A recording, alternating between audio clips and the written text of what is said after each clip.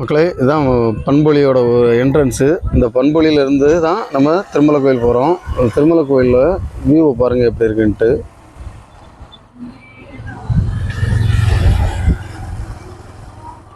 இதுதான் திருமலை கோயில். நம்ம இங்கே தான் போகிறோம். இந்த பண்பொழியிலேருந்து அந்த திருமலை கோயிலோட வியூஸ் பார்த்தாலே நமக்கு நல்லா தெரியும். அவ்வளோ இயற்கையாக இருக்கும். சுற்றி பார்க்கும்போது பார்த்திங்கன்னா ஃபுல்லாக வயல்வெளி தான். வாங்க நம்ம அப்படி போகலாம்.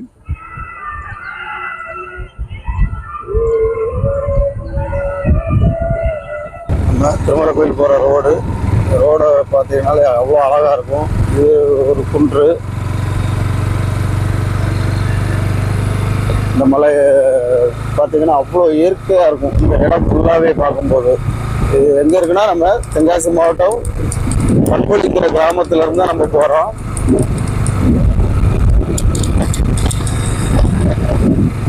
பார்க்க அவ்வளோ இயற்கையாக இருக்கும்.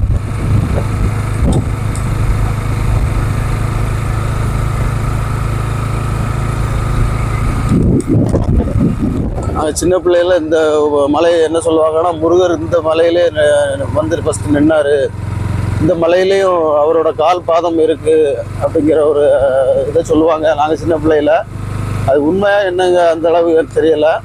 இந்த மலைக்கு நேரம் ஆப்போசிட் தான் திருமலை கோயில் இருக்குது.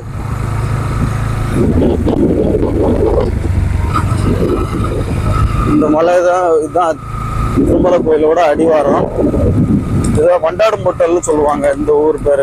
இந்த வண்டாடும்பொட்டல் தான், இந்த வண்டாடும்பொட்டலில் தான் அந்த திருமலை கோயிலை கட்டின அம்மையார் சிவகாமி அம்மையார் வந்து அவரோட சிவசமாதி இங்கே தான் இருக்குது.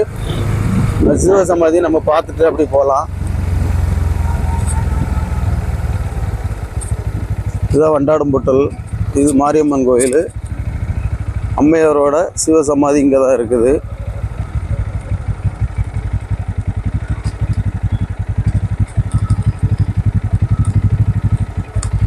திருமலை குமாரனை தந்த தெய்வத்தாய் அன்னை சிவகாமி பிரதேச அம்மையார் சிவசமாதி. இந்த அம்மையாரோட சிவசமாதி இருக்கிற இடம் எத்தனை பேருக்கு தெரியும் தெரில, பார்த்துக்கோங்க. இதுதான் வண்டாடும்பொட்டலோட ஊர். சூப்பரான கிராமம் தான் அம்மையாரோட சிவசமாதி.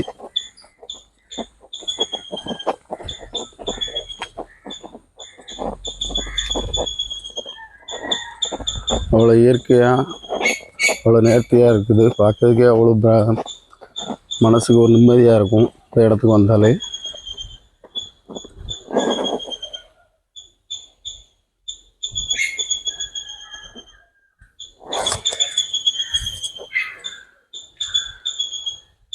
அம்மையாரோட அன்னை சிவகாமி அம்மையார் ஜீவசமாதி பீடம். சரி மக்களே, நம்ம அப்படி கோயிலுக்கு போகலாம். மக்களே, நம்ம இப்போ அம்மையார் சிவசமாதியை பார்த்துட்டோம். இப்போ நம்ம அந்த இடத்து வந்து திருமலை கோயிலுக்கு போவோம்.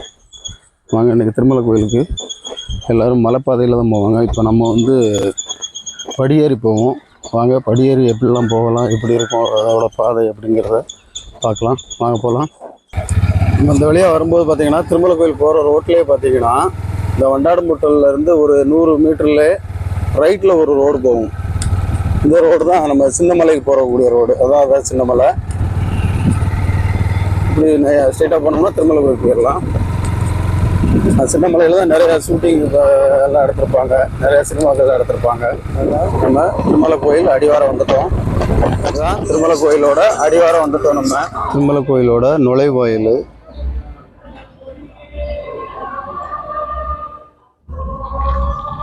நம்ம இந்த பாதையில் தான் நம்ம நடந்து போகிறோம். கோயிலில் பார்த்தோன்னா ஒரு விநாயகர் கோயில் இருக்குது. விநாயகரை தரிசிச்சுட்டு நம்ம அப்படி உள்ள போகலாம். கோயிலோட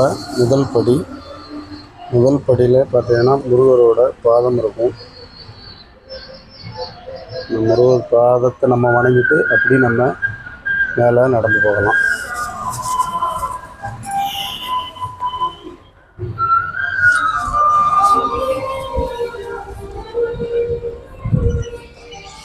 எல்லாருமே மலைப்பாதை போட்டாக்கள் எல்லாருமே மலைப்பாதையிலே போக ஆரம்பிச்சிட்டாங்க. இப்போ நம்ம வந்து இதில் வந்து ஒரு 600க்கும் மேற்பட்ட படிகள் இருக்குன்னாங்க. யாருக்கு இதில் எத்தனை திருமலை கோயில் எத்தனை படின்னு தெரிஞ்சால் கமெண்டில் போட்டு சொல்லுங்கள். நடந்து போகிற வழியிலே பார்த்தீங்கன்னா வெயில் தாக்கம் அதிகமாக இருக்கும். அப்படிங்கிறதுனால இடையில நம்ம நிழல் கூட மாதிரி தங்குறதுக்கு மண்டபங்கள் இருக்கும். நம்ம இதில் நம்ம ரெஸ்ட் எடுத்துகிட்டு அப்படி போகலாம்.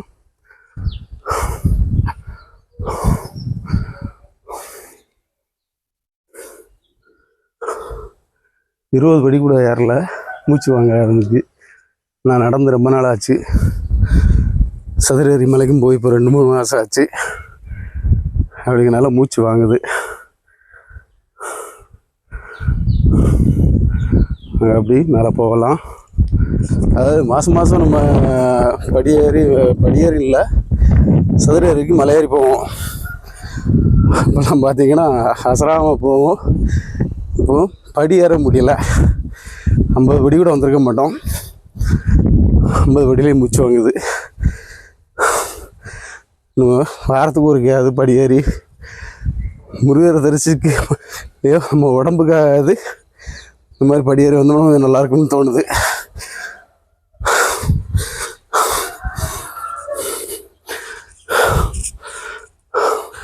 பஸ்ஸெல்லாம் உண்டு, இங்கே பஸ் வசதியும் உண்டு. நம்ம பஸ்லேயும் வந்துக்கிடலாம். பஸ்ஸெல்லாம் தெரியுது பாருங்கள். ஓகே, வாங்க அப்படியே மேலே போகலாம்.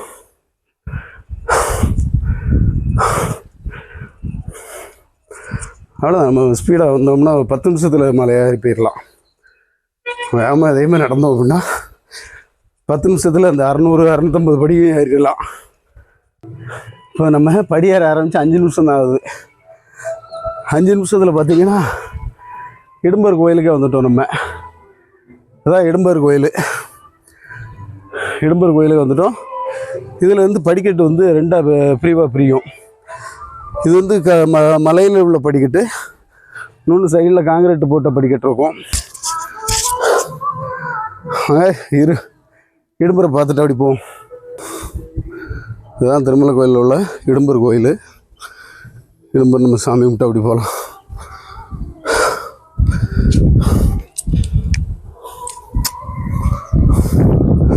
இந்த வியூவை பாருங்கள் எவ்வளோ அழகாக இருக்குன்னு. எவ்வளோ மலை கோயில்கள் உண்டு. அதில் இந்த கோயில் ஒரு அற்புதமான ஒரு இயற்கை சூழல் உள்ள கோயில். என்ன இதில் மலைப்பாதை போட்டதான் பெரிய ஒரு எப்படி சொல்ல, மக்களை சோம்பேறியாக்கிருச்சு. காலத்தில் எவ்வளோ வயசானவங்க கூட இந்த கோயிலுக்கு வந்து படியேறி வந்தது உண்டு. எவ்வளோதான் முடியாதவங்க கூட உட்காந்து நானும் படியேறி முருகரை தரிசிக்க வருவாங்க. ஆனால் இப்போ பார்த்தீங்க அப்படின்னா அந்த மலைப்பாதை போட்டாக்கில் நம்ம மக்கள் வராங்களோ இல்லையோ, கேரளா மக்கள் நிறைய பேர் வர ஆரம்பிச்சிட்டாங்க. கேரளாக்காரங்கிட்ட கேட்டால் எப்போ இது தமிழ் கடவுள் அப்பா, நீங்கள் எப்படி வரீங்க அப்படின்னு. உங்களுக்கு எப்படி தெரியும், நீங்கள் எப்படி முருகரை கும்பிடுறாங்க? அடே பராசா, முதல்ல இது வந்து பந்தள மன்னன் ஆண்ட ஊர். அப்படிங்கும்போது இது எங்களுக்கும் உரிமை உண்டு. நாங்களும் முருகர் எங்களுக்கும் குலதெய்வம் அப்படின்னு கேரளா மக்களே சொன்னாங்க ஒருத்தங்க கிட்ட கேட்கும்போது. அது உண்மைதான். நம்ம எப்படின்னு கேட்டிங்கன்னா, இது ஒரு நேரத்தில் குடியரசு சுதந்திரம் பெறதுக்கு முன்னாடி வந்து பந்தள மன்னன் தான் இது ஆட்சி செஞ்சார் நம்ம ஊரை. நம்ம ஊர்னா பண்பொழி, அச்சம்புதூர், இது வரைக்கும் பந்தள மன்னனோட எல்லையாக இருந்தது. இப்போ கடைசி வரைக்கும் அச்சன்புதூர் வரை கேரளாவோட கவர்மெண்டோட கட்டுப்பாடில் தான் இருந்தது. அப்படி தான் பிரித்து கொடுத்துருக்காங்க. ஓகே, வாங்க நம்ம அடுத்து இந்த படியோட 2 பிரிவு. அப்போ படியோட 2 பிரிவு. இது வந்து மலர் படி, இது வந்து சிமெண்ட் படிக்கட்டு. நம்ம இப்போ மலைப்பாதையிலே தான் போகிறோம். பார்த்திங்கன்னா நம்ம இப்போ அதுக்குள்ளே ஒரு 300 படிக்கு மேலே வந்துட்டோம். இது இந்த பாதையில் போனோம் அப்படின்னா கொஞ்சம் ஃப்ளாட்டாக இருக்கும். இது நல்ல உச்சியாக இருக்கும், நல்லா ஒந்தியாக போகும். ஆனால் இது 5 நிமிஷத்தில் நம்ம கடந்து கோயிலுக்கு போயிடலாம். அதாவது நம்ம கொஞ்சம் ஸ்பீடாக நடந்தோம்னா. இதுதான் மலைப்பாதை ரோடு. இந்த ரோட்டில் தான் இப்போ மக்கள் எல்லாமே பயணிக்கிறாங்க. இந்த பாதை அம்புட்டு மலையெல்லாம் குடஞ்சி இந்த ரோடு போட்டிருக்காங்க. இருந்தது போக போக ஸ்டெப் எல்லாமே பெருசு பெருசாக இருக்குது. வாங்க அப்படியே நடப்போம். ஸ்டெப் பார்த்தீங்கன்னா தெரியும், ரொம்ப ஹைட் அதிகமாக இருக்குது.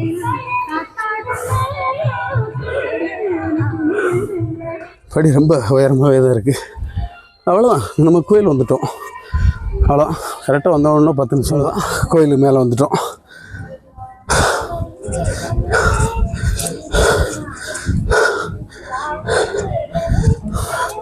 இது வந்து மலைப்பாதையில் பஸ்ஸில் வரவங்க செல்லங்க தான் அனுப்பிட்டு இறந்தால் போவாங்க. அதிகபட்சம் 10 நிமிஷம் தான் கூட ஆகிருக்கு. கோயிலுக்கு வந்துட்டோம். உட்காந்துருப்போம் கொஞ்சம் இலைக்கு.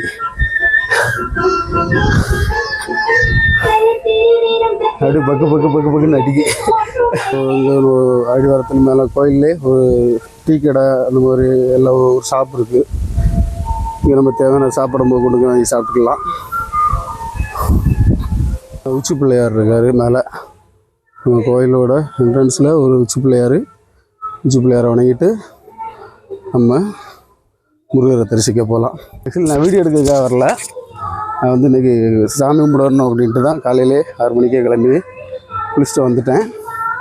மணி இப்போ பார்த்திங்கன்னா 7 மணி இருக்கும். 7 மணிக்கு நம்ம முருகரை தரிசிக்க வந்துட்டோம். இப்போ வந்து கோயிலுக்குள்ளே வந்து மொபைல் எதுவும் கொண்டு போகக்கூடாது அப்படிங்கிறனால நம்ம சாமி கும்பிட்டு வந்துட்டு ஃபுல்லாக எப்படி இருக்குன்னு பார்க்கலாம். மேலேருந்து வியூஸ் எல்லாம் எப்படி இருக்குன்னு பாருங்கள். இதுதான் அந்த நம்ம சிமெண்ட் படிக்கட்டுன்னு ஒன்று சொன்னல, அந்த பாதை. அந்த 2 பிரிவாக பிரிஞ்சில அதில் வந்த பாதை இதுதான். நம்ம வந்த பாதை இது. முருகரை தரிசிச்சாச்சு. முருகரை தரிசிச்சுட்டு இந்த வழியாக தான் நம்ம வெளியே வரணும்.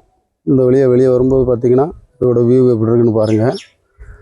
முருகரை தரிசிச்சுட்டு இந்த வழியாக தான் நம்மளை வெளியே வரணும். வெளியே வந்துட்டு நம்ம இப்படி இறங்கி போனோம்னா அப்படி கோயிலை ஒரு சுற்றிட்டு தெப்பக்குளம் பார்த்துட்டு அங்கிட்டு காளி கோயில் இருக்குது. காளி கோயிலையும் பார்த்துட்டு நம்ம அப்படி போகலாம். நம்ம இந்த மாதிரி ஒரு காலை டைம் வந்தோம் அப்படின்னா நம்ம முருகரை தரிசிக்கிறதுக்கு எந்த ஒரு டிஸ்டர்ப் இல்லாமல், மக்களோட கூட்டங்கள் அதிகமாக இருக்காது. ஒரு சில மக்கள் தான் 1-2 பேர் தான் வந்துக்கிட்டே இருப்பாங்க. அப்படி அவங்களுமே வந்தாலுமே முருகரை தரிசிச்சுட்டு அப்படியே கிளம்பி போய்கிட்டே இருப்பாங்க. நம்ம இப்போ ஒரு அதிகாலையில் வாரோம் அப்படிங்கும்போது 6 மணிக்கெல்லாம் நட திறந்துருவாங்க. நம்ம 6 மணிக்கெல்லாம் அங்கே சாமி கும்பிடுறதுக்கு வரலாம். வரும்போது பார்த்திங்கன்னா அவ்வளோ ஃப்ரீயாக இருக்கும். முருகரே நம்ம ஒரு நிதானமாக உட்காந்து பார்த்து சாமி கும்பிட்டுட்டு போகிறது நல்லாயிருக்கும். மனசுக்கும் ஒரு திருப்தியாக இருக்கும். மக்களை யாரெல்லாம் அதிகாலையில் இங்கே முருகரை தரிசிக்க வந்திருக்கீங்கன்னு வந்தவங்க கொஞ்சம் கமெண்டில் சொல்லுங்கள். ஓகே, நம்ம அப்படி தெப்பதெல்லாம் பார்த்துட்டு அப்படி போவோம். இதுக்குள்ளே தான் தங்கத்தேர் இருக்குது. தங்கத்தேர் இழுக்கணும்னா சாயந்தரம் 6 மணிக்கு 6 to 6:30 வரைக்கும் நம்ம வந்தோம்னா நம்ம தங்கத்தேர் இழுக்கலாம். நம்ம ஸ்பெஷலாக நம்ம மட்டும் இழுக்கணும் அப்படின்னா அது ஒரு 1000 ரூபாய் 1500 கேட்பாங்கன்னு நினைக்கிறேன். அந்த இதை நம்ம பீஸ் பே பண்ணோம்னா நம்ம தங்கத்தேரை நம்மளே தொட்டு இழுக்கலாம். மற்ற தினமும் வந்து சாயந்தரம் 6 மணிக்கு தங்கத்தேர் இழுப்பாங்க. அதாவது மலை கோயில்களில் வந்து ஒரு பெரிய ஒரு விசேஷம் இந்த கோயிலில் என்ன அப்படின்னு கேட்டிங்கன்னா, அதாவது புலி விருட்சகம்பாங்க, ஸ்தல விருட்சகம் அப்படிங்கிற மாதிரி. இந்த மலையில் பார்த்திங்கன்னா புளிய மரம் உண்டு. இதுதான் புலி விருட்சகம் அப்படின்னு சொல்லுவாங்க. ஆதிஸ்தலம் அப்படிங்கிற மாதிரி இது சொல்லுவாங்க. இது இந்த கோயிலில் இதோட சிறப்பு இந்த விருட்சகம் தான், புளிய மரம் தான். இங்கே வந்து நம்ம தரிசிக்கும் போது நம்மளுக்கு எந்த ஒரு வினைகள் இருந்தாலுமே அது தீரக்கூடிய ஒரு சக்தி உண்டு. அதனால் இந்த புலி விருட்சகத்தை வணங்குறது எவ்வளவு நல்லது. அப்படி வந்தீங்கன்னா அப்படின்னா தெப்பம் நம்ம மலையில் பார்த்தீங்கன்னாலே எவ்வளோ உயரம் நம்ம மலையில் ஏறி வந்தோம். அதில் ஒரு தெப்பம் இருக்குது. அந்த தெப்பத்தில் தண்ணி நல்லா வற்றாமலே இருக்குது. ஓகே, நம்ம தெப்பத்தை இதில் சப்த கன்னிகள்லாம் இருக்காங்க.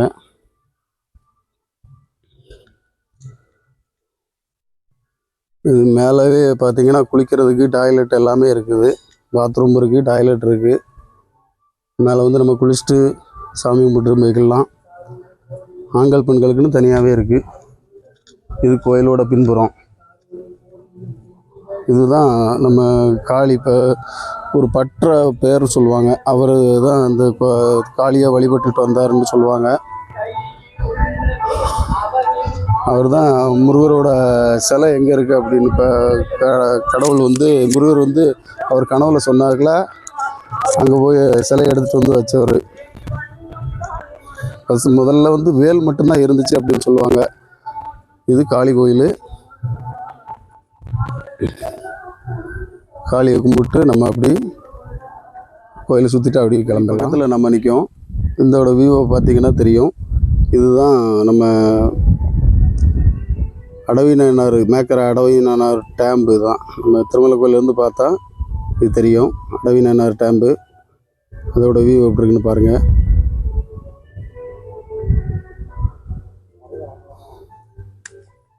ஓகே, நம்ம அப்படி கிளம்பலாம். மேலேருந்து சாமி கும்பிட்டு வெளியே வந்து நின்று ஃபோட்டோ எடுத்துக்கிட்டு இருக்காங்க. பார்த்திங்கன்னா நம்ம கோயிலை சுற்றி வந்துட்டோம். நம்ம கோயிலை சுற்றி வர்ற நேரம் அவ்வளோ நேரம் தான். நம்ம உள்ள காளி கோயிலை உள்ளே போகலை, நம்ம வெளியேருந்தே கும்பிட்டு வந்துட்டோம். இதுதான் என்ட்ரன்ஸு. ஓகே மக்களே, இந்த திருமலை கோயில் வீடியோ உங்களுக்கு பிடிச்சிருந்துச்சுன்னா மறக்காமல் ஒரு லைக் பண்ணிடுங்க. மக்கள்லாம் பார்த்திங்கன்னா இப்போ தான் வர ஆரம்பிக்கிறாங்க. ஒரு 7 மணிக்கு 8 மணிக்கு மேலே தான் மக்கள் வர ஆரம்பிக்கிறாங்க. நாம் அந்த ஒரு 8 மணிக்குள்ளே நம்ம கோயிலுக்கு வந்துட்டோம் அப்படின்னா அதில் ஒரு சிறப்பாக பொறுமையாக அழகாக எந்த ஒரு கூட்டம் இல்லாமல் நம்ம அழகாக சாமி கும்பிட்டு வந்துடலாம். அதிகபட்சம் நம்ம பக்கத்தில் இருக்கோம், திருமலை கோயில் பக்கத்தில் இருக்கோம் அப்படிங்கிற நம்ம சீக்கிரம் வந்துட்டோம். மற்றவங்க வர்றது கொஞ்சம் லேட்டாகத்தான் செய்யும். ஆனாலும் நம்ம ஒரு அதிகாலையிலே வந்தோம் அப்படின்னா சாமி தரிசனம் பார்க்கறதுக்கு கொஞ்சம் வசதியாக இருக்கும். காலையில் இந்த கடையில் பார்த்திங்கன்னா இந்த புளியோதரையெல்லாம் கிடைக்கிது. நம்ம காலையில் இங்கே புளியோதரை வந்து வாங்கி பஸ் ஏறிட்டு போய்க்கிடலாம். இப்போ வந்து மக்களை நம்ம இப்போ காலையிலே வந்துட்டோம்னாக்கல மணி இப்போ 7:30 தான் ஆகுது. 7:30 நம்ம படியேறி சாமி கும்பிட்டுட்டு வந்தாச்சு. கிளம்பு காலையில் வந்தீங்க அப்படின்னா இந்த ஒரு வசதி கிடைக்கும். ஓகே, நம்ம படி இறங்க ஆரம்பிச்சிடலாம்.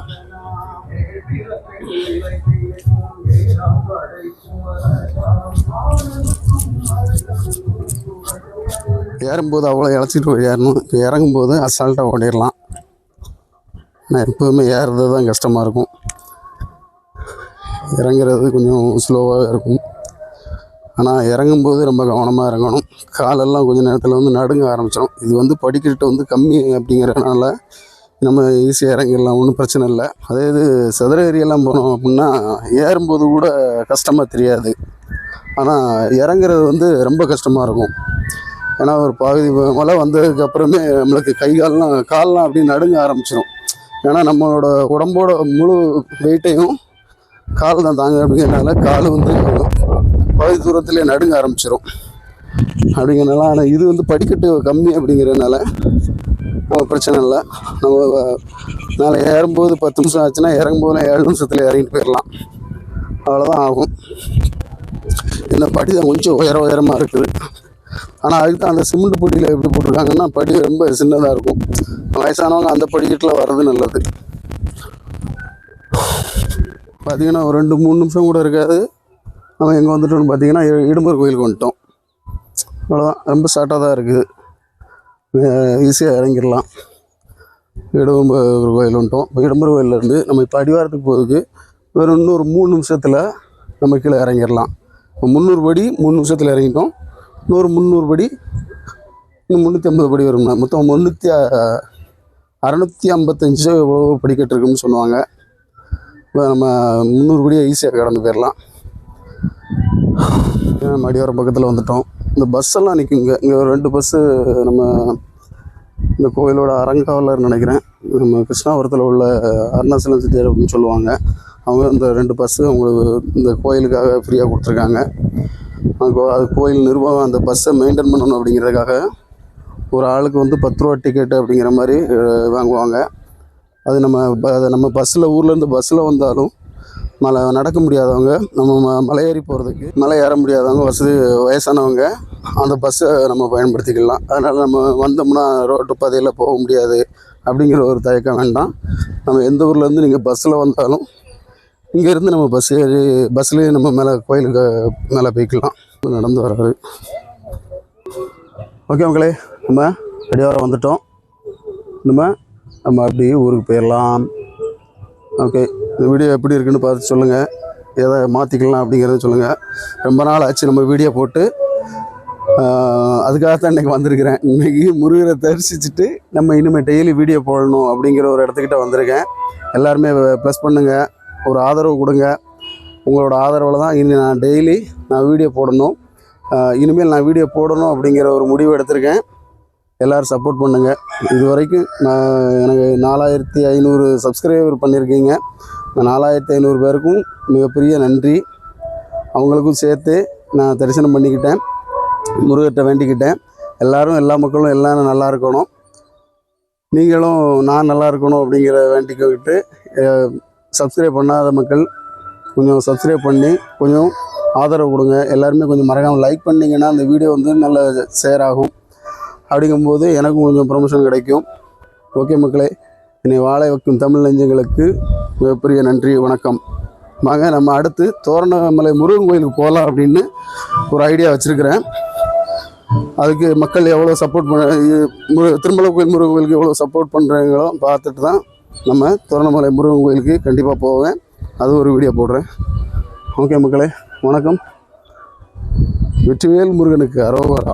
மக்களே, நம்ம அடிவாரம் வந்துட்டோம். இந்த அடிவாரத்தில் அடுத்து இன்னொரு விஷயம் சொல்ல வந்துட்டேன். நம்ம இதில் பஸ்ஸில் உள்ள போகணும் அப்படின்னா இதில் டிக்கெட் நம்ம, அதாவது பைக்கில் வந்தோம் அப்படின்னா 20 ரூபா வாங்குவாங்க, காரில் வந்தோம்னா 50 ரூபா, வேனில் வந்தோம்னா 60 ரூபா, இந்த மாதிரி வாங்குவாங்க. இதை நம்ம பே பண்ணிட்டு நம்ம உள்ளே போகணும். ஓகே மக்களே, அடுத்த வீடியோவில் சந்திப்போம். நன்றி. இதுதான் அந்த பஸ்ஸு. இந்த பஸ்ஸில் நம்ம 10 ரூபா டிக்கெட் கொடுத்தாலே நம்மளை கொண்டு கோயில் மேலே கோயிலில் கொண்டு விட்டுருவாங்க. ஓகே மக்களே, பார்க்கலாம் அடுத்த வீடியோவில். ஓகே, எல்லாருக்கும் வணக்கம், நன்றி.